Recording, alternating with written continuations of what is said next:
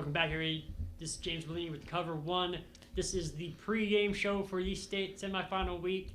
My co-hosts are here, Ryan Chadwick and Paul Harris, guys. How's it going, James? We got some state semifinal action going on. Oh, yeah, it's exciting. We're almost there. We're excited about it. We're shooting this on Wednesday before all the games, so we don't know the outcomes of any of them. But let's just get right into... Let's start with six-man real fast, because last week we know our state champion contenders right now. It's Jayton versus Richmond Springs and Rankin versus Gordon. Paul, I know you were kind of shocked by the Rankin win over Water Valley. I think the were. Entire football world was. Well, I think everybody was. Rankin fans are claiming they weren't shocked. But, you know, I mean, Water Valley had 45'd them. I thought Water Valley would win again, not by 45. I thought it'd be closer. Rankin had pulled off 2 top 10 wins to get there. They're obviously a great program. But, I mean, that's one of the best six-man games I can really remember seeing. One of the best football games I can remember seeing with the stakes that were on the line. And you got to give Rankin a lot of credit. They played so good. You know, Water Valley wasn't on their game. Landon Lacey not being on the field on defense and special teams had to be a huge part of that, you know. But, you know, Water Valley stormed back from 20 down. I thought that maybe we're going to see overtime. I mean, what a crazy finish that was. But Rankin held on. You got to give them a lot of credit. I feel like we got robbed of the number 1 Gordon, number 2 Water Valley matchup. I was looking forward to that one for a long time. But, hey, look, Rankin's knocked off all these top teams. Maybe they can go knock off Gordon. No, maybe they don't get 45 by Gordon. No disrespect to Rankin. I thought even for Water Valley, I mean, it was going to be the juggernaut they were facing. Could they possibly pull it off?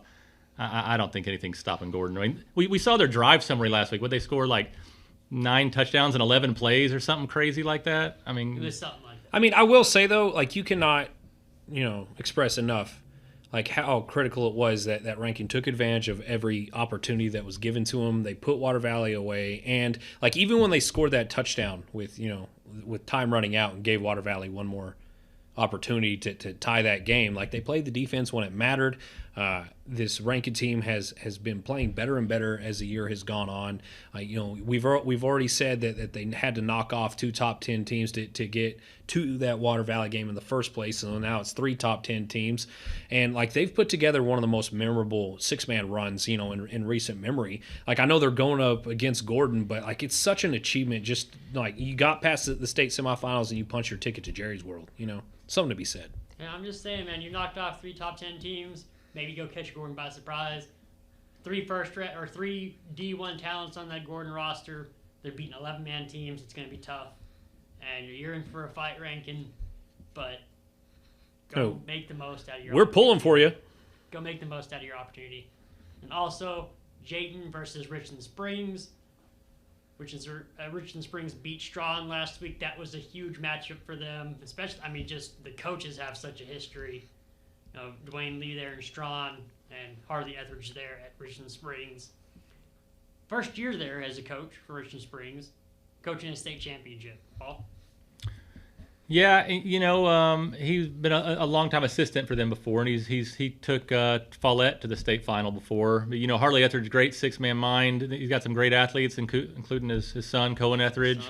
And, man, they were extremely impressive versus Strawn, 45 in them. I didn't see that one coming. Like we talked about, if we knew those semifinals last week, one was going to be a 45 and one was going to be an 8-point game, we would have thought Water Valley Rankin would be the 45 maybe, you know, and Richmond Springs Strawn would be the 8-point game.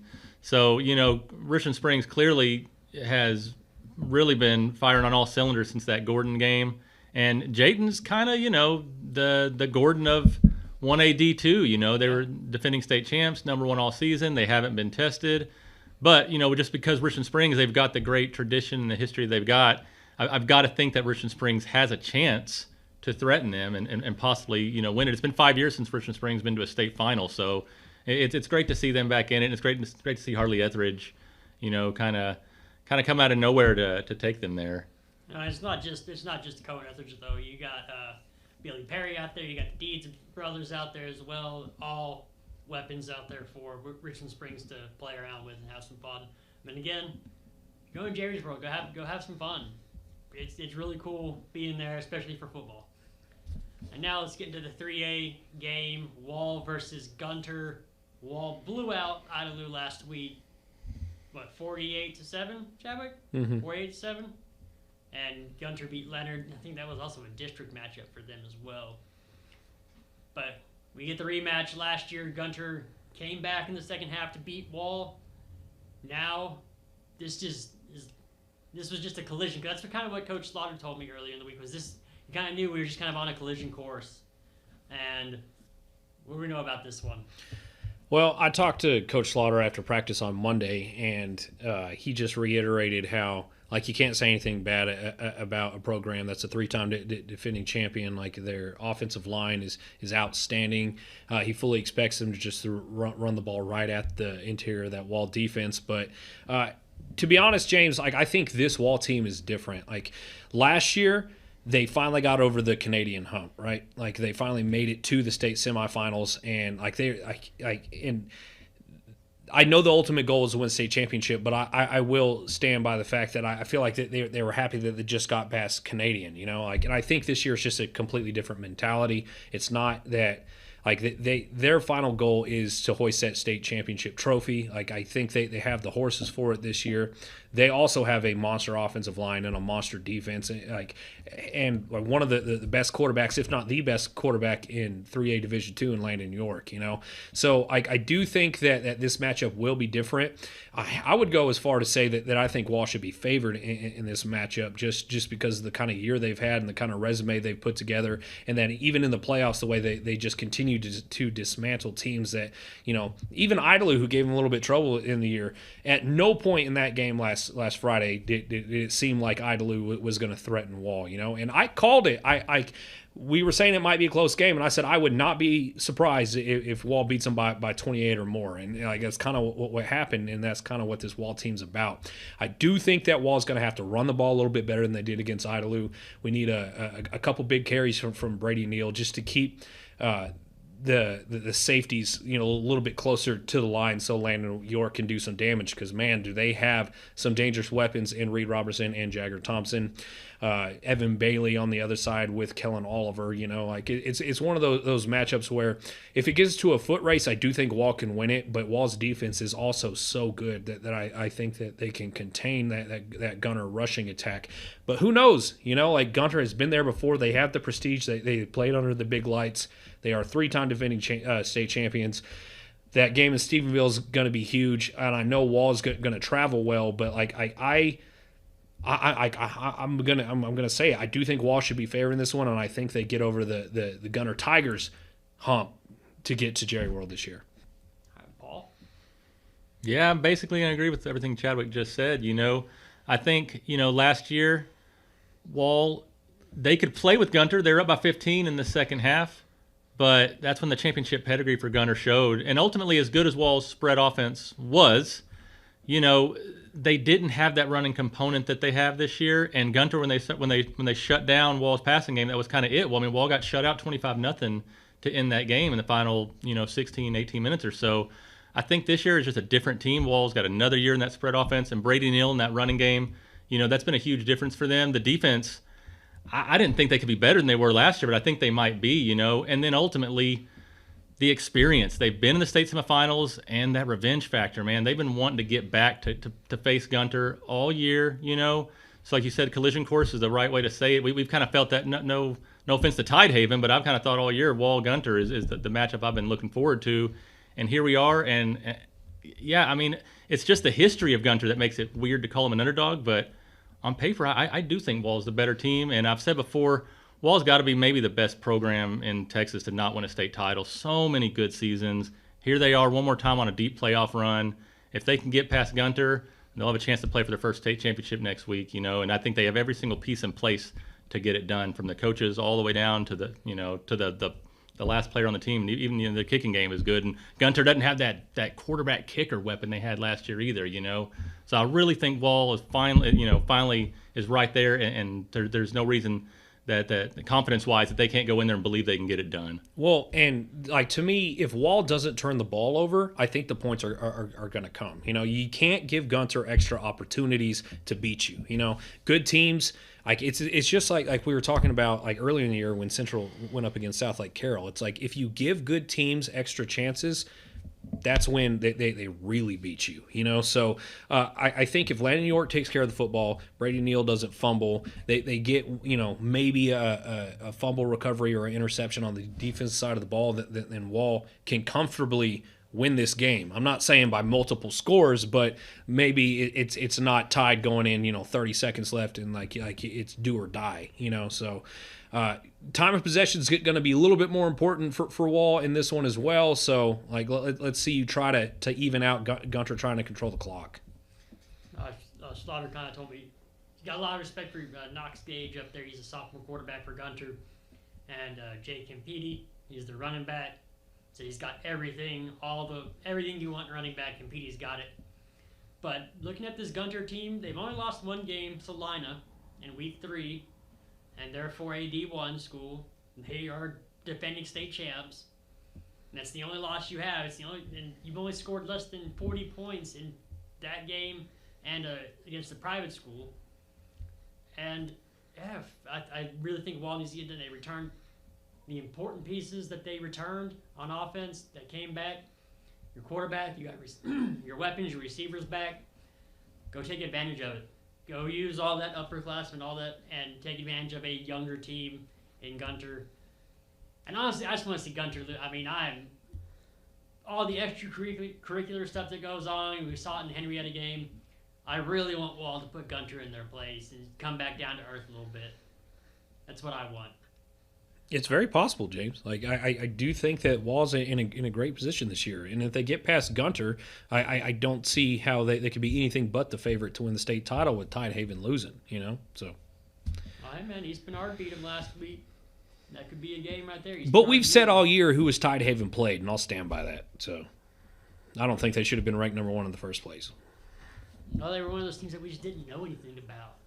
Their stats aren't on Max Preps. We couldn't find their stats anywhere, so we just kind of didn't know anything about Tidehaven. Yeah, big city bias. But East Texas bias right there.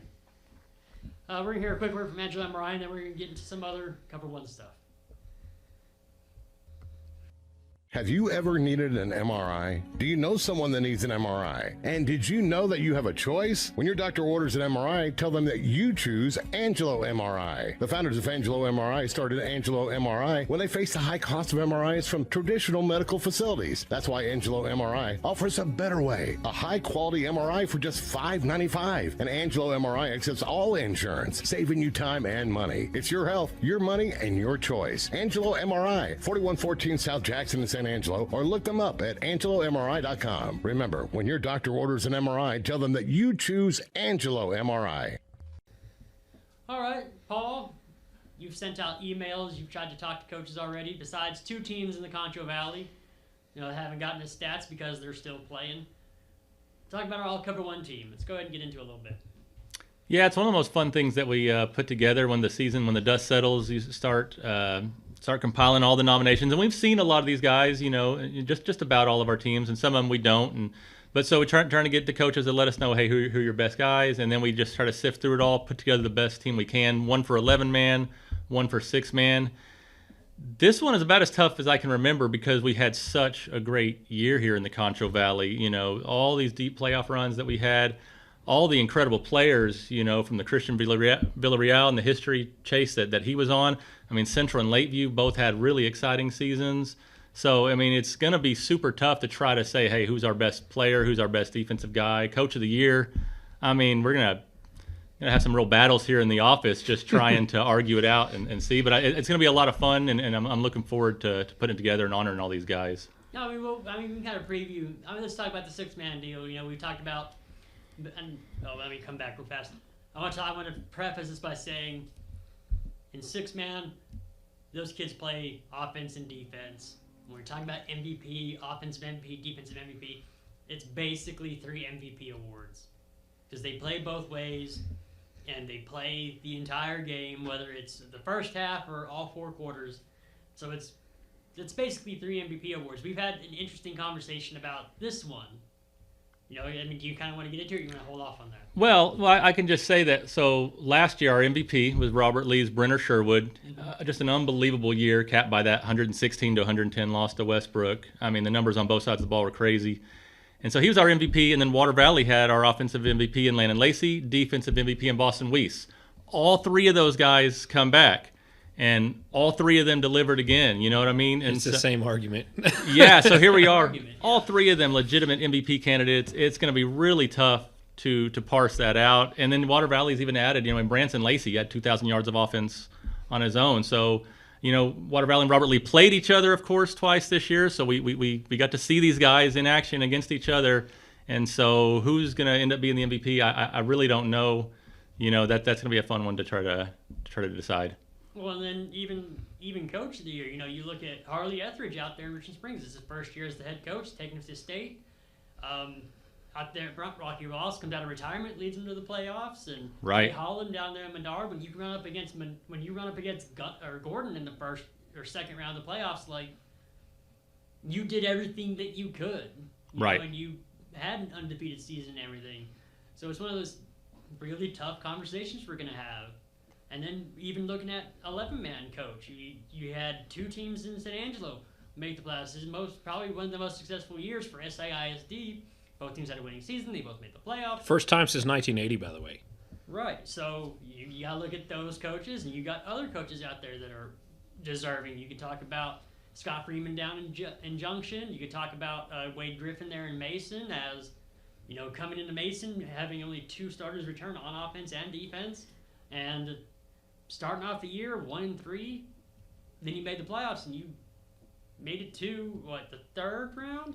Fourth round. Right. Fourth round against Refugio. And they gave them a great game. I mean, down by 1 going into the 4th quarter. Right. They gave them a really great game. And then not to mention, you have Slaughter trying to win Wall's first, state title, too. Right. You got to there's just so many to consider. So. And then Tanner Teal at Grape Creek, first playoff win in school history. First playoff win in school history. So no shortage. It's going to be really tough to somehow decide who the heck is the coach of the year, because we've got 6, 7 great candidates. It's gonna be a lot of fun discussing it. A lot of knife fights, but we'll all be friends after it's over, it's said and done. But let's get into the matchups real fast for the state semifinals. In 2A, we've got Groover and Munster. Munster's defending state champs, and then Shiner and Mount Enterprise. Can we talk about this Mount Enterprise running back real quick? Keegan Ash, Texas Tech commit, broke the state rushing or single season rushing record. On a 36-yard touchdown run. He's got 4,322 yards and 67 touchdowns. What do y'all think? Well, Texas Tech commit, so good for you, Chadwick. I'm glad he'll be there for y'all. This record stood for 72, 73 years. 73 years, something like that. And then Villarreal's chasing it all year. We thought we might have a West Texas kid, and I guess it's Mount Enterprise. Because of that, he kind of flew under the radar a little bit, and then he's had a few more playoff games to get it done, and now he's just really blown it out of the water, and he can keep on adding on to it. I mean, he's just been an incredible offensive force for them in that crazy 62 to 56 game or something like that, 64-58. Shootout. Yeah, so I'd love to see this kid in action. Super exciting, and I think he's just going to Tech as a linebacker actually, because he's got great numbers on defense as well. 7.5 sacks on defense. Yeah, what a stud! So good for him, and that's exciting to have Shiner, Munster, last year's state finalist, and then the new rushing king. That's some pretty awesome semifinalists there in 2AD2. He's also 90 yards away from the career rushing record that Kenneth Hall set. And Shiner's playing Mount Enterprise. Shiner is the defending state runner-up. Into 3A, you've got Wall and Gunter, we're still in 2A. Joaquin Refugio playing, and then West Texas and Hamilton. Into 3A, Newton and East Bernard, and Wall Gunter, Peaster, Grandview, Yoakum, Llano. Good for the Llano Yellow Jackets, man. Yeah, there's a couple hours from here. I consider it kind of an area town. I mean, I've driven through there a million times on the way to Austin. Great barbecue there. So good for Llano. I'm rooting for them. Same. I think they're playing in Pflugerville, right? Yeah. And then Brock is always good. They're playing Carthage. Which, unfortunate for Brock, I think Carthage repeats this year. They were the state champion last year. Incredible offensive line, incredible running game. All right. West Orange Stark and Sinton. And then Stephenville, Salina. That should be a really good one. I think that's number 1 versus number 2. Kilgore, Lavernia. Melissa versus South Oak Cliff. Richmond Randall versus Bernie. Aledo versus Frisco Lone Star. Port Arthur Memorial versus Smithson Valley. South Lake Carroll versus DeSoto. Sheldon C.E. King versus Austin Vandergrift. Allen versus Duncanville. And Galena Park North Shore versus Lake Travis. That is our lineup of games this week. Man, the 6A matchups are insane. Like, so many storied programs just going at it. Like, I'm going to be at the South Lake Carroll DeSoto game on Saturday. I'm really looking forward to that one. All right. Yeah, no, South Lake took it to Central, man, and yeah, and I will say one of the best football teams I've ever watched, and I've been at the state games the last 5 years. I saw that North Crowley state champion. I saw Duncanville a couple years ago. DeSoto when they were absolutely insane. And what's crazy is I think this South Lake Carroll team might be better than those. So, all right. We're here. A quick word from Shelburn Financial, and we'll come back with some college football. At Shelburn Financial, you are more than just a number. They will help you plan for retirement, prepare tax documents, and more. Whether you're looking to grow your savings or plan for your future, the experienced team at Shelburn Financial is here to help you and guide you every step of the way. Give them a call at 944-9447 or head over to 3177 Executive Drive and invest in your future. All right, we've got some college football going on here. Chadwick, I know Texas Tech and Notre Dame had a mid-off earlier in the year. Let's talk about Notre Dame backing out of bowl games. wait, Texas Tech, or do you mean Texas A&M? Texas Tech. We didn't play Notre Dame. Y'all got into an argument with Notre Dame fans before. Yeah, whatever. Notre Dame's a bunch of babies in there where they belong, on the couch. Join a conference, you cowards. I don't feel bad for you. And the second you don't get your way, you're going to pick up your ball and go home. Grow up. Anyway, sorry. That would have been a great Pop-Tarts Bowl then versus BYU, but I don't want to play anymore. Come on, Notre Dame. Get over yourself. I do think you owe it to your seniors, though. If they want, Apparently it was a player-led decision. Yeah, right, dude. And I'm so sick of this. Don't lose the only 2 good games you had on your schedule when you're in the college football playoff. And the fact that you're upset that Miami got in over you when Miami's one of those teams that beat you, no, I'm sorry. I do not feel bad for Notre Dame. I will say, though, did you see that if they're ranked in the top 12 next year, they're guaranteed? Yeah, because they're the precious program that America just has to cater to. And, I don't know. I've never been a fan of Notre Dame. I never will be a fan of Notre Dame. I think they should join a conference if they want any legitimate argument to get some of the benefits that some of these guys have to go through. Say what you want about the SEC bias. The guys who play in that league have to run through a gauntlet just for a shot at it. And then you have teams like Notre Dame who just play cupcakes all year, schedule 2 hard games, and expect to get in.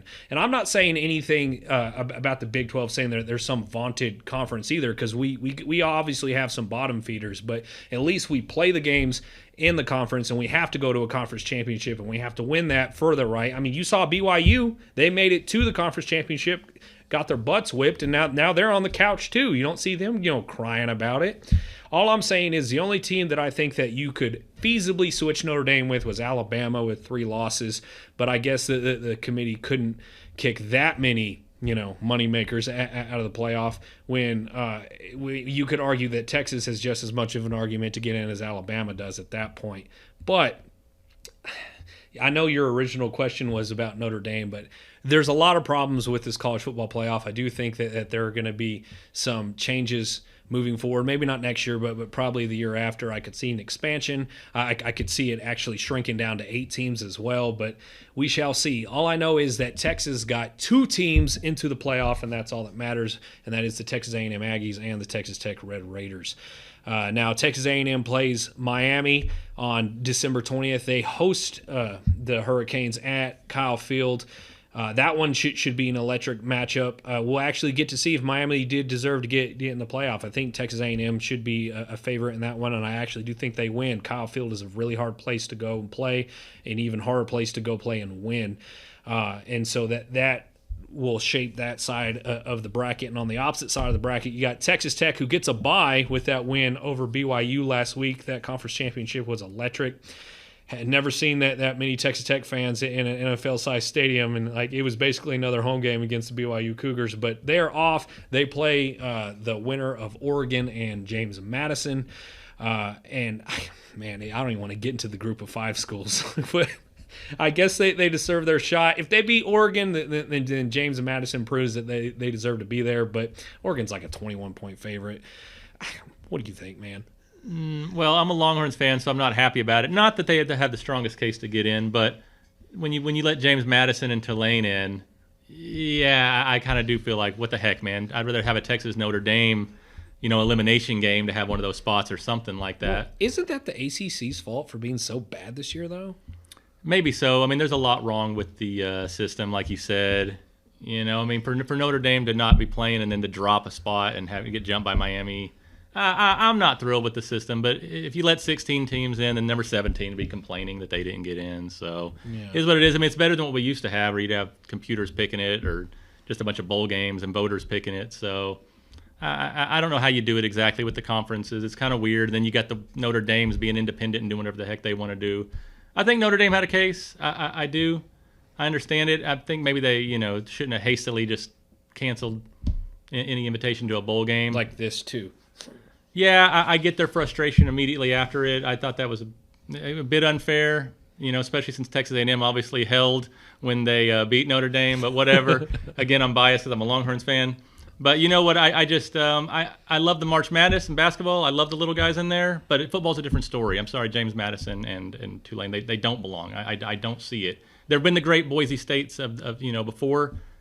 I don't see it with these two teams. I don't think they belong in the playoffs. If they prove me wrong, then good for them. That's great. But Well, James Madison will have their hands filled with that Oregon offense and their much improved Oregon defense. So, but let's say Oregon wins that game. Texas Tech would play Oregon in the Orange Bowl down there at the Hard Rock Stadium. Yeah, I think so. Miami. Yeah. In Miami. I do think Texas Tech should be the favorite in that matchup just because of their defense. If the offense would just score in the red zone, I'd feel a lot better about it. But Jacob Rodriguez added another trophy to his trophy case today, actually. I think that puts him up to 3 major defensive awards, and he wasn't even invited to the Heisman show, which, whatever. Well deserved by him, and that's another thing that needs to be overhauled. How can you have the best defensive player in the nation not among consideration? When you have a bunch of mid on offense. Like, if you just compare the guys' stats, who made it this year to any of the previous Heisman Trophy winners, you're just kind of like, what are we doing? So I don't know. But it should be an exciting playoff no matter what. I do think Texas Tech has a real good chance to face off with Indiana in that semifinal if Indiana takes care of business in the quarters. And once you get to that point, man, it's anyone's game there. So lots of exciting stuff coming for college football, but stuff's got to change. Like, I know that the playoff was a great step. The BCS was a mess, but something's got to change. All right. And another thing, we had an interesting conversation this weekend about, I was looking at the distance between Shiner and Mount Enterprise. I was kind of trying to preview some of these smaller games, and we kind of brought up, like, why doesn't Texas A&M, Texas, ASU, why don't they open up their stadium to these state semifinal games and have them played at Kyle Field or at Jones AT&T? I know they've done it before, but why didn't ASU open LeGrand for a, playoff game, especially a state semifinal playoff game? What do y'all think? I mean, I don't know if it's they're specifically keeping them closed because, as you said, the Jones is open to some of these, like when the games are in the area. I think that just comes down to what's the easiest way to get this done where some of these more local school districts can make a little bit of money, Well, that too, yeah. But I mean, I was thinking about, man, this is a great opportunity to bring in some of the best prospects in the state into your facility and have them look around, and maybe there's some kid on that team that has an offer from you guys and you need to really sell them. Have them come into the facility and walk around and look around and see the workouts, see the weight room and play on the field. But no, you're right. The money aspect of it that some of these smaller school districts need to have would obviously outweigh a lot of that. I think that's what it comes down to in the end, too. It always comes down to just a little bit of money for the school districts, So. But, all right. We're here. We're for the ArcLight, and come back. We'll have our final thoughts. Catch all the collegiate and pro football action at the ArcLight Bar and Grill, located at 441 Rio Concho Drive, inside the Clarion Hotel in downtown San Angelo. All right, Paul, Chadwick, final thoughts. Well, I mean, I've said it before. I guess I'll say it again. You know, it's been a long time since we've had a state champion in the county, and the Wall Hawks are 2 wins away from doing it. You know, not since the 1966 Central Bobcats have we got it done. Really thought we'd have 2 teams at Jerry World this year. We lost a state semifinalist last week because the Water Valley Wildcats getting upset by Rankin. Wall's got to get through a juggernaut against Gunter, but if they do it, it'd be a historic chance for our county to play for a state championship. So I'm sure the entire county is behind the Wall Hawks trying to get it done this weekend. Give me a score prediction, Paul. I don't know, man. Wall's giving up 6 points a game. I think Gunter's giving up like 15 points a game. Right. Gosh. I don't know. Maybe 24-21 Wall. I don't know. It's hard for me to see. I just haven't seen a defense. You know, their defense really haven't. You know, Idalou put 21 on them earlier this year. You know, it's hard for me to picture that defense getting scored on too much. They were extremely impressive last week. I guess I'll go 24-21. Wall gets it done. 35-28 Wall. That's me. Right. My final thought, my good friend over here, Paul Harris, is a Denver Broncos fan. I'm a Green Bay Packers fan, and they play each other in a very important game this Sunday. And I just want to say, hey, man, may the best green and gold team win. That's why I wore this orange and blue shirt. Just wanted to subtly get some good Bronco vibes. Now, Broncos are currently the 1 seed in the AFC, and the Packers are the 2 seed in the NFC. It's going to be a great matchup. The game's in Denver, though, so. Undefeated at home this year. Let's go, Broncos. All right. I'm going to say 28-24 Wall, or 28-21 Wall. I think it's going to be tight. I don't think there's going to be a lot of scoring, but I do think Wall's going to pull it off. I just want them to pull it off and send Gunter home. I think we're going to have good weather, so I don't think that'll have too much of an impact on it. Also, get us your coaches, get us your COVER1 players, or email Paul.